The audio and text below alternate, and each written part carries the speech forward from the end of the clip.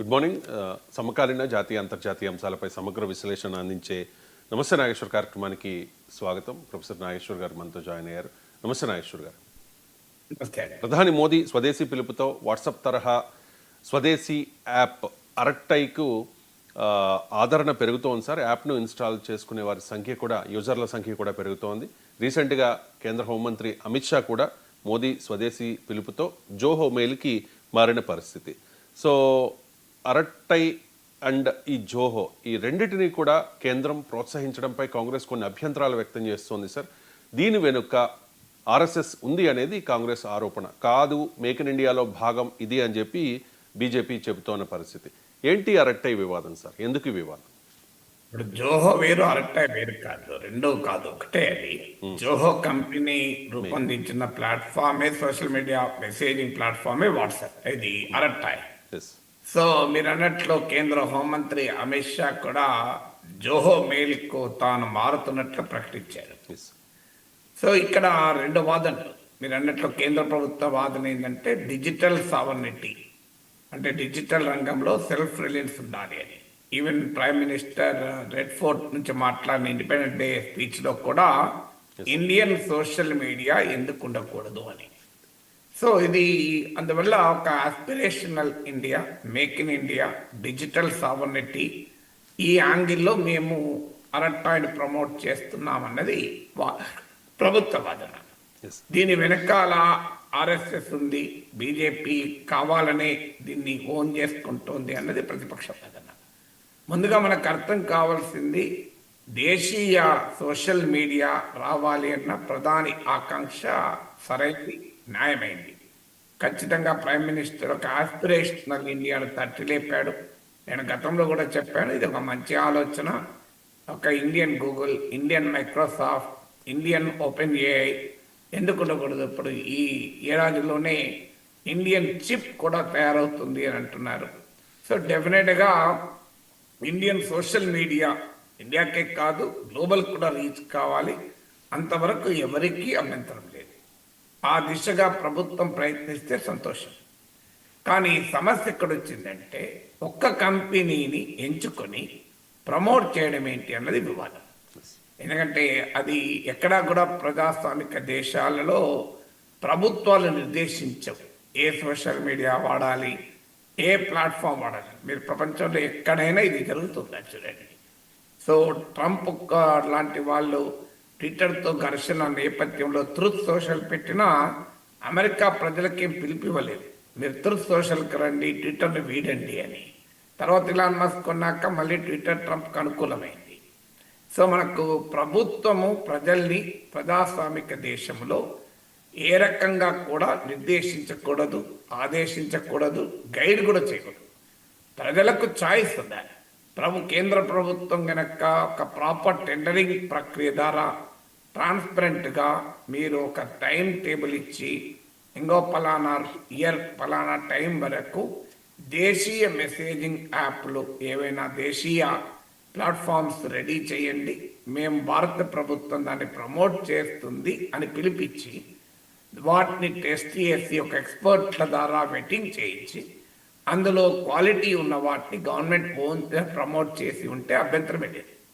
కానీ సమస్య ఏంటంటే ఒక్క జోహో మెయిల్ను, ఒక్క అరట్టాయిని కేంద్రం ప్రమోట్ చేయడం ఏంటి అనేది క్వశ్చన్.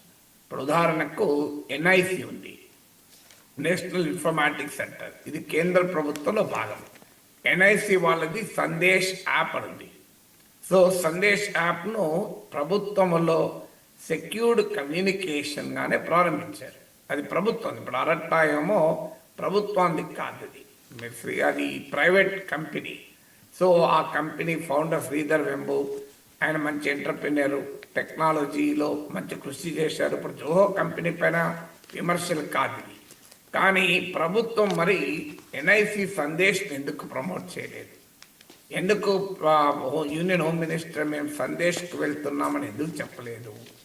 అందువల్ల ఇది కేంద్ర ప్రభుత్వ మెసేజింగ్ యాపే కదా. ఇదే కాదు, గతంలో కూడా ప్రయత్నాలు జరిగాయి. ఇప్పుడు ఉదాహరణకు హైక్ అని ఒక ఇండియన్ ప్లాట్ఫామ్ గతంలో ఉండేది. ఇప్పుడు ఈ సోషల్ మీడియా ప్లాట్ఫామ్కి చాలా చరిత్ర ఉంది. మీకు 2004 ఆ ప్రాంతంలో అనుకుంటా నాకు గుర్తు. మీకు ఆర్కుట్ గూగుల్లో పనిచేసే ఒక టర్కిష్ ఇంజనీర్ ఫస్ట్ టైం ఈ సోషల్ మీడియా మెసేజింగ్ యాప్ను తయారు చేశాడు. ఆర్కుట్ వాజ్ వెరీ పాపులర్ ఇనీషియల్గా. సో ఆ టైంలో అతను గూగుల్లో పనిచేస్తున్న సమయంలో చేశారు. అతని ఆ టర్కిష్ ఇంజనీర్ పేరు కూడా ఆర్కుటే. కానీ ఆ తర్వాత మీకు ఫేస్బుక్ వచ్చే ఒక కపుల్ ఆఫ్ వన్ మంత్ అనుకుంటాను ముందు దాన్ని ప్రారంభించారు. ఫేస్బుక్ తర్వాత వచ్చింది ఆర్కుట్ తర్వాత. కానీ ఫేస్బుక్ చాలా పాపులర్ అయి ఆర్కుట్ ఒక రకంగా నిలబడలేకపోయింది. నా గుర్తు ఆ తర్వాత ఆ ప్రభుత్వమే తర్వాత ఆర్కుటే గూగుల్ ప్రకటించింది, మేము దీన్ని మూసేస్తున్నాము, దీంట్లో ఆల్రెడీ యూజ్ చేస్తున్న వాళ్ళు తమ పర్సనల్ డేటాను డౌన్లోడ్ చేసుకోవచ్చు అని. అంటే ఫేస్బుక్ తాకిడికి నిలబడలేకపోయింది. సో అందువల్ల ఆ తర్వాత మీకు ఈ ఆర్కుటే టర్కిష్ ఇంజనీర్ ఎవరైతే గూగుల్లో పనిచేస్తూ దీన్ని డెవలప్ చేశాడో ఆయన హలో అనే ఒక కొత్త మెసేజింగ్ యాప్ తయారు చేశాడు. అది కూడా నిలబడలేకపోయింది. తర్వాత ఈవెన్ గూగుల్ ప్లస్ అని ఒక ప్రోడక్ట్ లాంచ్ చేసింది, అది కూడా నిలబడలేకపోయింది కొన్నేళ్ల తర్వాత. కారణాలు ఏంటంటే సరిగా యూజర్స్ లేక, ఎంగేజ్మెంట్ లేక, రకరకాల కారణాలు రీత్యా నడవలేదు. So Indian messaging app Hike అని ఒకటి తయారైంది, అది కూడా నిలబడలేక క్లోజ్ అయింది. మరి హైక్ని ఎందుకు ప్రమోట్ చేయలేదు ప్రభుత్వం, ఎందుకు సందేశ్ను ప్రమోట్ చేయలేదు? హైక్ కూడా ఇండియన్ మెసేజింగ్ యాపే, సందేశ్ కూడా ఇండియన్ మెసేజింగ్ యాపే. పైగా అది భారత ప్రభుత్వమే రూపొందించిన సంస్థ ఎన్ఐసి కింద, నేషనల్ ఇన్ఫర్మాటిక్స్ సెంటర్ కింద. ఎందుకు మరి ప్రత్యేకంగా జోహోకు, అరట్టాయ్కి ప్రభుత్వం ప్రోత్సాహం ఇస్తోంది? Can government be a market sales పర్సన్గా ఉండవచ్చా? గవర్నమెంటే ఒక ప్రైవేట్ కంపెనీకి బ్రాండ్ అంబాసిడర్గా ఉండవచ్చా అనేది క్వశ్చన్. దానివల్ల అనుమానాలు ఏమొస్తున్నాయంటే దీని వెనకాల బీజేపీ ఉంది, ఆర్ఎస్ఎస్ ఉంది. దీని ద్వారా ప్రజల కమ్యూనికేషన్స్ను, ప్రజల పర్సనల్ కమ్యూనికేషన్స్ను కంట్రోల్ చేయాలన్నది లక్ష్యము అని. ఎందుకంటే ప్రపంచము ఈ బిగ్ టెక్ కంపెనీల మీద అదే ఆరోపణ కదా, సర్వేలెన్స్ క్యాపిటలిజం అంటారు దాన్ని. అంటే వారు మనల్ని కంప్లీట్గా కంట్రోల్ చేస్తారు, ఒక రకంగా నిఘా మన వెంబడి ఉన్నట్లే. సో అందువల్ల ఇప్పుడు ప్రభుత్వము కూడా డిజిటల్ సావర్నిటీ పేరిట, డిజిటల్ ప్యాట్రియాటిజం పేరిట, డిజిటల్ సర్వేలెన్స్కు, డిజిటల్ మ్యానిపులేషన్కు శ్రీకారం చుడుతోంది అన్నది ప్రభుత్వం పైన ఆరోపణ. నిజంగానే డిజిటల్ సావర్నిటీ కొరకు చేయాలనుకుంటే ఒక్క అరట్టాయ చేయాల్సిన అవసరం లేదు, హైక్ను ప్రమోట్ చేసి ఉండాలి, సందేశ్ ప్రమోట్ చేసి ఉండాలి. అదే కాదు, ట్రాన్స్పరెంట్గా ఒక ప్రకటన చేసి మేము ఇంకో పలానా టైం రీత్యా ఎవరైనా తయారు చేస్తే మేము వాళ్ళని ప్రమోట్ చేస్తామని చెప్పచ్చు. Idea is absolutely noble idea. Indian social media ఉండాలన్నది నోబెల్ ఐడియా, దాంట్లో అనుమానం లేదు. ఇక రెండవ క్వశ్చన్, అసలు ఇండియన్ అనే కాన్సెప్ట్ ఉంటుందా? దేశీ, ఇప్పుడు మనకు అమెరికాలో దేశీ షాప్స్, దేశీ రెస్టారెంట్స్ అంటారు. అంటే భారతీయ ఇండియన్ అమెరికన్స్కు ప్రత్యేకంగా తీర్చేటువంటి దేశీ సూపర్ మార్కెట్లు, దేశీ స్టోర్స్ ఉంటాయి. సో కానీ దేశీ సోషల్ మీడియా ఉండగలుగుతుందా?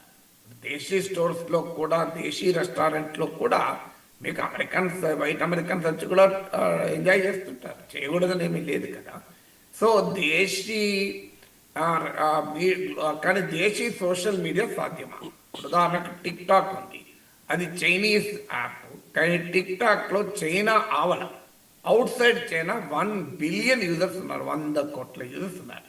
అది మీకు ఈవెన్ ఆర్కుట్ కూడా ఇండియాలో, బ్రెజిల్లో, ఇలాంటి దేశాల్లో చాలా పాపులర్ అయింది ఫస్ట్ టైం ప్రారంభించినప్పుడు. అందువల్ల there is nothing like a desi social media. Indian కంపెనీగా ఉండొచ్చు, కానీ దాన్ని ఒక్కసారి మీరు ఆన్లైన్లో పెడితే ప్రపంచంలో ఎవరు ఎక్కడైనా దాన్ని యాక్సెస్ చేసుకోవచ్చు, దాన్ని ఎవరు ఆపలేరు. అందువల్ల ఈ దేశీ కాన్సెప్ట్ ఎంతవరకు వ్యాలిడ్ అవుతుంది అనేది రెండో క్వశ్చన్. మూడో క్వశ్చన్ ఏంటంటే, అసలు గవర్నమెంట్ ప్రమోట్ చేస్తే ప్రమోట్ అవుతుందా? ఇప్పుడు గూగుల్ లాంటి కంపెనీ ప్రారంభించిన ఆర్కుటే నిలబడలేకపోయింది. It was the revolution. అది ఫస్ట్, నాకు గుర్తున్నంత వరకు it was the earliest social media messaging app Orkut.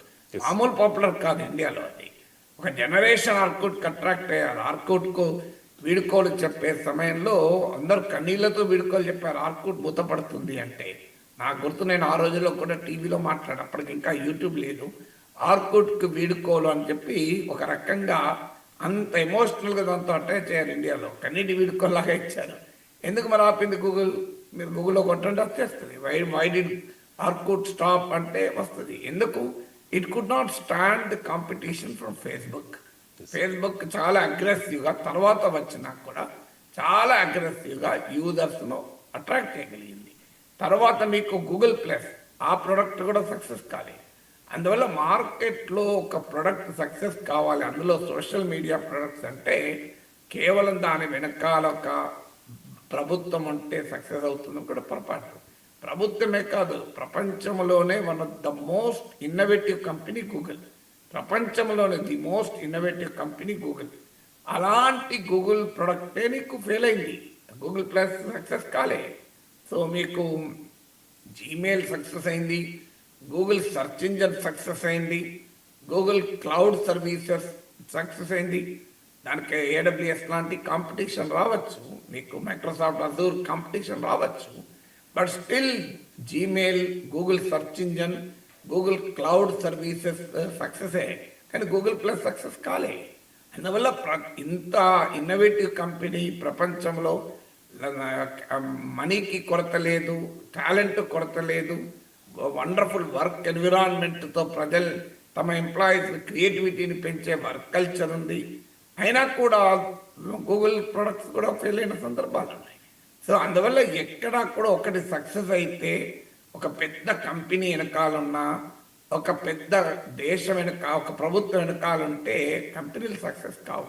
కంపెనీలు సక్సెస్ కావాలంటే దాంట్లో ఇన్నోవేషన్ ఉండాలి, ఎంటర్ప్రైజ్ ఉండాలి. ఇప్పుడు అలా కూడా అమిత్ షా మారవంటే జనమంతా జోహో మెయిల్కి మారుతారా? ఇప్పుడు ఇందులో ఇంకొక ఛాలెంజ్ కూడా ఉంది. ఇప్పుడు మీకు బేసిక్ ఛాలెంజ్ ఇది మెసేజింగ్ యాప్. మెసేజింగ్ యాప్లో సమస్య ఏంటంటే ఇద్దరి మధ్య కమ్యూనికేషన్. ఇప్పుడు నేను అరట్టాయ్ డౌన్లోడ్ చేసుకుంటాను రవిశంకర్ గారు, మీరు నేను మాట్లాడుకోవాలి రేపటి ప్రోగ్రామ్ గురించి ఏంటి అని. మాట్లాడుకోవాలంటే మీరు అరట్టాయ్ డౌన్లోడ్ చేసుకోకపోతే నేను ఏం చేయగలుగుతాను? సో ఇది ఒక వెబ్సైట్ కాదు. There is a difference between website and messaging app. Website ఏంటంటే ఒకటి కాదు, 4 వెబ్సైట్లున్నా 4 చూసుకోవచ్చు, లేదా ఏదైనా చూసుకోవచ్చు. ఇలా అలా ఉండదు. మెసేజింగ్ యాప్ అనేది 1-to-1 కమ్యూనికేషన్, లేదా గ్రూప్ కమ్యూనికేషన్. అందరూ ఆ యాప్ డౌన్లోడ్ చేసుకుంటేనే సాధ్యమవుతుంది, లేకపోతే సాధ్యం కాదు.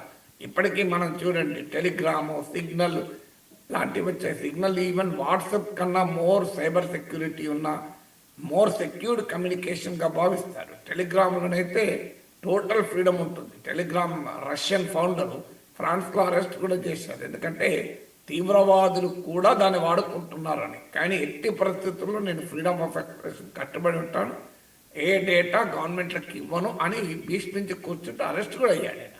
కానీ టెలిగ్రామ్ ఈ మధ్య కొంత పాపులర్ అయిన మాట నిజం. సిగ్నల్ ఇప్పటికీ కూడా పెనెట్రేట్ కాకలేకపోయింది. రెడిట్ ఉంది. రెడిట్ మీకు ప్రపంచంలో చాలా పాపులర్, ఒక వివిధ అంశాలపైన చర్చించేటువంటి ప్లాట్ఫామ్. కానీ ఇండియాలో రెడిట్ యూజర్ చాలా తక్కువ కంపారిటివ్లీ. మీరు ప్రతి ఆర్టికల్కు షేర్లో రెడిట్ అని కూడా ఉంటుంది, కానీ అది జనం మరి వాట్సాప్ వాడినంతగా, ట్విట్టర్ వాడినంతగా, ఫేస్బుక్ వాడినంతగా మీరు రెడిట్ వాడరే. టెలిగ్రామ్ కూడా వాడరు. టెలిగ్రామ్ కొంతవరకు కాంపిటేటివ్ ఎగ్జామ్ ప్రిపేర్ అయ్యే వాళ్ళు వీళ్ళు ఎక్కువ వాడుతుంటారు, ఎందుకంటే పేజీలు నోట్స్ అందులో ట్రాన్స్ఫర్ చేసుకోవచ్చు కనుక. సో అందువల్ల మనకు అర్థం కావాల్సింది ఏంటంటే సోషల్ మీడియా అనేది యూజర్ ఇంటరాక్షన్. సో నిజంగానే ఇప్పుడు హోమ్ మినిస్టర్ చెప్పాడు కనుక బీజేపీని సమర్థించేవారు, ప్రభుత్వ కేంద్రంలో పనిచేసేవారంతా వెంటనే జోహో మెయిల్కు మారవచ్చు, అరట్టాయ్కి మారవచ్చు. But still నిలబడుతుందా? స్టిల్ నిలబడాలంటే భారత ప్రజలు అంగీకరించాలి కదా. సో అందువల్ల ఇప్పుడు మనం ఎలక్ట్రిక్ లైట్ వాడుతున్నాం. ఎలక్ట్రిక్ లైట్ ఇండియాలో వాడుతున్నామా? మైక్ వాడుతున్నాం, ఇంటర్నెట్ వాడుతున్నాం. ఇంటర్నెట్ ఇండియాదా? దేశీ కదా, మన భారతీయ కాదని వాడకుండా ఉండగలుగుతున్నామా? ల్యాప్టాప్ వాడుతున్నాను నేను, ఇప్పుడు ల్యాప్టాప్ ముందు కూర్చొని మాట్లాడుతున్నాను. సో ఇది ఇండియాది కాదు ల్యాప్టాప్.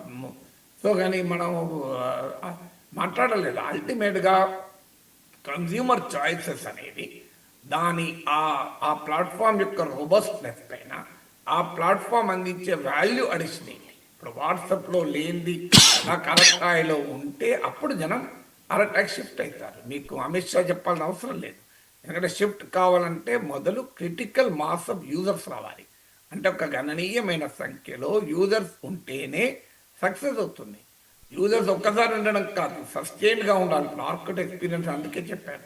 స్టార్టింగ్లో భారీగా యూజర్స్ ఉన్నారు, కానీ ఎప్పుడైతే ఫేస్బుక్ వచ్చిందో నిలబడలేకపోయింది. అంటే కేవలం ఒక్కసారి యూజర్స్ పొందడమే కాదు, నిరంతరం అప్డేట్ అవుతూ ఉండాలి ఆ ప్లాట్ఫామ్. నిరంతరం కొత్త వాళ్ళ గూగుల్ చూడండి మీరు, ఒకప్పుడు మనకు గూగుల్ సెర్చ్లో లింక్స్ మాత్రమే ఇచ్చేవారు. ఇప్పుడు మీకు ఏఐ సమ్మరీ ఇస్తున్నారు. ఏఐనే సజెస్ట్ చేస్తుంది, క్వశ్చన్లు కూడా సజెస్ట్ చేస్తుంది. మీరు కావాలంటే ఇంకో ఈ ప్రశ్న అడగచ్చని. ఇప్పుడు ఏఐ సమ్మరీ మీరు ఏ వెబ్సైట్లోనే చూడండి, ఇండియా టుడే ఇట్లాంటివి, ముందు ఒక పేర ఏఐ సమ్మరీ ఇస్తుంది. ఇప్పుడు ఏఐ ఆర్టికల్స్ కూడా తయారు చేస్తున్నాయి. ఇప్పుడు మీకు ట్రంప్కు నోబెల్ బహుమతి వస్తుందా అని స్టడీ చేసడానికి నేను చూస్తే ఏఐ సమ్మరీ ఇచ్చేసి ఆర్టికల్స్ అన్ని చదివిస్తుంది. ఆయన ఎందుకు గూగుల్కు తప్పలేదు. ఇప్పుడు ఓపెన్ ఏఐ వచ్చాక, చాట్ జీపీటీ వచ్చాక గూగుల్ తన సెర్చ్ ఇంజన్ డామినేషన్కు ప్రశ్న ఎదురైంది. సెర్చ్ ఇంజన్ ప్రపంచంలో గూగుల్ ఇస్ ద లీడర్. మీకు బింగులు ఇవన్నీ ఉన్నా ఏదున్నా, but nobody can beat Google. అందువల్ల గూగుల్ సెర్చ్ ఇంజన్లో కేవలం లింక్స్ ఇచ్చేవాళ్ళు. మీకు ఎప్పుడైతే ఈ చాట్ జీపీటీ వచ్చిందో లింక్స్ మాత్రమే కాదు సమ్మరీ ఇవ్వడం మొదలుపెట్టారు. దాంతో ఇవాళ ఏఐ మీకు గూగుల్ కూడా జెమినై ద్వారా మీకు సమ్మరీ ఇవ్వడం మొదలు పెడుతున్నది. ఎందుకు ఇవ్వాల్సి వచ్చింది? కాంపిటీషన్. అది మీకు ఆ నిరంతరం కాంపిటీషన్లో అప్డేట్ కావాల్సి వస్తుంది. ఎందుకంటే కొత్త కొత్త ప్లాట్ఫామ్స్ వస్తున్నాయి. ఇప్పుడు పర్ప్లెక్సిటీ ఏఐ వచ్చింది. పర్ప్లెక్సిటీ ఏఐ ఏం చేస్తుంది? అది ఏకంగా మీకు ఆ సమ్మరీ ఇవ్వడమే కాదు, ఆథెంటిక్ సోర్సెస్ను కూడా చూపెడుతుంది. ఇలా నిరంతరం టెక్నాలజీ మారుతున్న కొద్దీ ఈ కాంపిటీషన్లో నిలబడగలగాలి. నిలబడలేకపోతే మీకు అరటాయి కాదు, కేంద్ర హోంమంత్రి మద్దతు ఇచ్చాడు, ప్రధానమంత్రి మద్దతు ఇచ్చాడు అనే నిలబడదు కదా. సో గవర్నమెంట్స్ అందుకే బ్రాండ్ అంబాసిడర్స్గా ఎప్పుడు ఉండకూడదు. ఏ స్వదేశీ పుష్ ఇవ్వాలి, తప్పేమీ లేదు. దానికి అమిత్ షా జోహో మిల్క్ మారడము, నరేంద్ర మోడీ నేను ఇది వాడుతున్నాను మీరు వాడండి చెప్పడం కాదు. అవి అమితాబ్ బచ్చన్లు, మహేష్ బాబులు, చిరంజీవులు, దీపికా పదుకొనేలు ప్రమోషనల్ ఆర్ట్స్ ఇచ్చినట్టు కాదు కదా.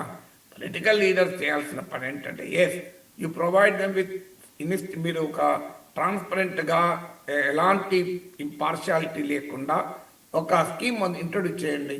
ఎస్ మేము ప్రామిసింగ్ స్టార్టప్స్ ఇండియన్ సోషల్ మీడియాలో మేము స్టార్టప్గా ముందుకు వస్తాము. క్రియేట్ చేయడానికి ఒక వాట్సాప్ ఎందుకు, నేను ఒక గూగుల్ క్రియేట్ చేస్తాను. ఇప్పుడు పర్ప్లెక్సిటీ ఏఐ క్రియేట్ చేసింది ఇండియన్ ఆరిజిన్ అతను. మన గూగుల్కి నడిపిస్తున్న CEO ఇండియన్. ఎస్ టు మీరు ఇమాజినేటివ్గా మన ఇండియన్ యూత్ను తయారు చేయండి. ఇప్పుడు ప్రైమ్ మినిస్టర్ అప్పీల్ చేశారు, స్కీమ్ ప్రకటించండి. మీరు ఎవరైనా ప్రామిసింగ్ స్టార్టప్స్ ఉంటే మీరు ప్రపోజల్ ఇవ్వండి. మేము గవర్నమెంట్ ఆఫ్ ఇండియా 5 కోట్ల ఫండింగ్ ఇస్తుంది, 10 కోట్ల ఫండింగ్ ఇస్తుంది, లేదా మెంటరింగ్ ఇస్తుంది. మీరు ఒక ఐడియాతో వస్తే మెంటరింగ్ ఇస్తుంది. ఇలాంటి స్కీమ్స్ ప్రమోట్ చేయండి. అది తప్ప మేమే బ్రాండ్ అంబాసిడర్గా మారుతామంటే అది కూడా ట్రాన్స్పరెంట్గా అందరికీ ఉండాలి. 100 మంది ముందుకు వచ్చారు, 100 మంది సపోర్ట్ చేయండి. ఆ 100 మందిలో ఒక్కరు వెళ్తారు. ఇప్పుడు గూగుల్ ఇవన్నీ ఆకాశానికి దిగిపడలేదు, అనేక రకాల ప్రయోగాల నుంచి పుట్టాయి. ఒక నార్మల్ గ్యారేజ్లకి కూడా పుట్టాయి. So it's a process. ఒక్క రోజులో ఇవి ఎవాల్వ్ కావు. అందువల్ల the very method of promoting a private company product అనేది అది ఫీజిబుల్ కాదు, అది అడ్వైజబుల్ కాదు డెమోక్రసీలో. అందుకే ఇది పొలిటికల్ కాంట్రవర్సీగా మారింది.